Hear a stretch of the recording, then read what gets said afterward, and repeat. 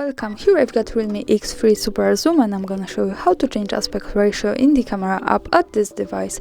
So at first we have to tap on the camera button here to open it, and as you can see we are in the standard photo mode.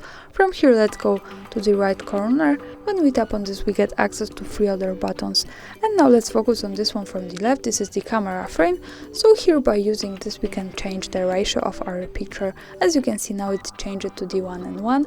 When I click on this again we go to the full ratio of this camera, and once again to the 16:9, and once again we go to 4:3, which was the original one. So this is how it changes and this is how it works. Thanks for watching, subscribe our channel and leave the thumbs up.